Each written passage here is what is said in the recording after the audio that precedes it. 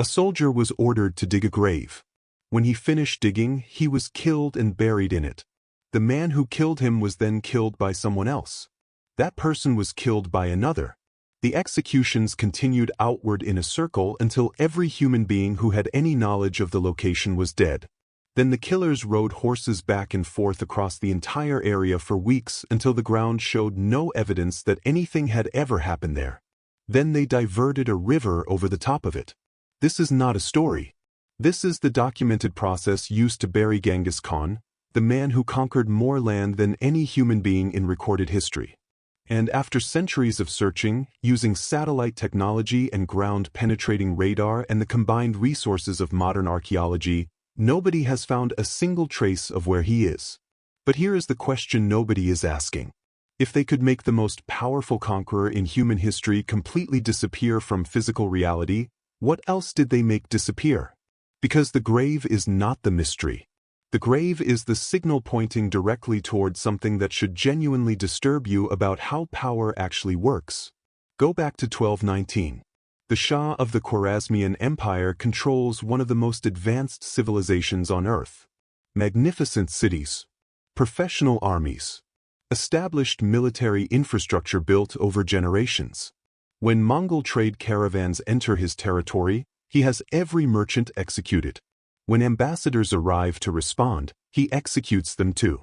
By every logical calculation available to him, this is a rational power move. The Mongols are nomads with no cities, no written leadership, no established state. He is an emperor. What followed destroyed his entire understanding of reality. Within 3 years his civilization did not exist. His armies were gone. His cities were rubble. And the Shah himself died alone on a tiny island in the Caspian Sea wearing borrowed clothing, hunted across his own territory like an animal, watching everything collapse behind him as he ran. He did not fall fighting. He died running. And the detail that should stop you completely is this. Genghis Khan had engineered this exact outcome before his army moved a single step toward that empire. The collapse was calculated and predetermined using something that left no trace on any battlefield and appears in no painting of charging cavalry. Before any Mongol soldier entered enemy territory, different people were already there. Merchants, travelers, ordinary-looking men buying and selling goods in busy markets. Except they were not merchants.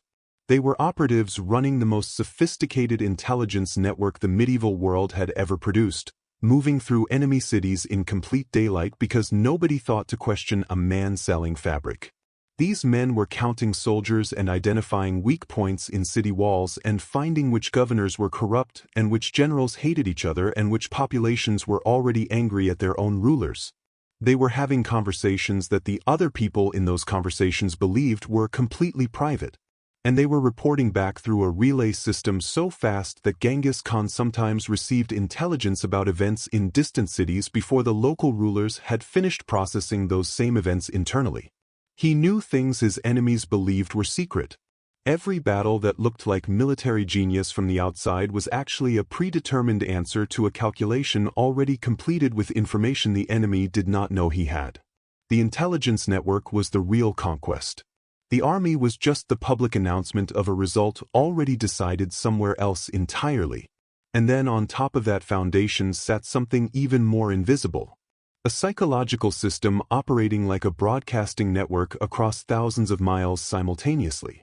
Every city destroyed after resistance was destroyed in a specific way, and that story was deliberately released to travel faster than the army moved. Cities surrendering were treated with documented restraint. Cities resisting were eliminated so completely and so publicly that the elimination itself carried a precise message to every city not yet reached. By the time Mongol forces appeared outside a new target, the psychological campaign had already been running inside the minds of every defender for weeks. Entire cities surrendered to a single messenger carrying a letter. No army present. No siege equipment. Just a story engineered to produce a specific decision inside human minds before any physical confrontation occurred. The messenger was the weapon. The narrative was the weapon. The army arrived to collect something that had already been surrendered internally. Here is the part that historically makes no sense until you understand the real system. Genghis Khan was completely illiterate his entire life. Could not read a single word. And yet the empire he built had more sophisticated administrative systems, more functional legal infrastructure, and more effective information management than the literate civilizations he dismantled. He achieved this through a mechanism no conqueror of his era was running. When he defeated an enemy, he did not just take their land. He extracted their knowledge and absorbed it directly into his operation. Chinese engineers who understood how to break walled cities were given real authority inside the Mongol military structure. Persian administrators who understood large population governance ran the bureaucracy of conquered territories. Every specialist from every conquered civilization was integrated based purely on demonstrated capability. The empire was not expanding and then managing what it captured. It was expanding and simultaneously downloading the most valuable operational knowledge from each civilization it absorbed, becoming measurably more capable with every conquest. From the outside it looked like destruction. From the inside it was systematic capability acceleration that made the next campaign more precise than the last. And running silently beneath everything was the most counterintuitive weapon of all.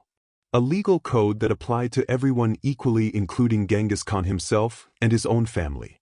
In a world where every ruler existed above law by definition, a conqueror who submitted to the same rules as conquered populations created something no military force has ever manufactured through violence alone.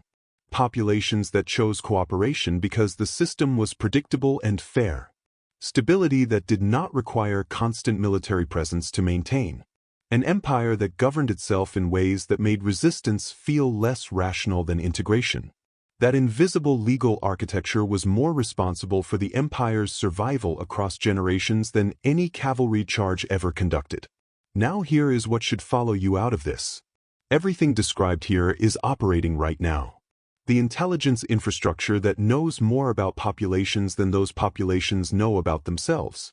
The psychological broadcast systems shaping decisions before people realize their decisions are being shaped. The rapid absorption of competitor knowledge and capability. The legal and social frameworks that make people feel free while functioning inside systems specifically engineered to produce predictable behavior. These mechanisms did not die with the Mongol Empire. They evolved. They scaled.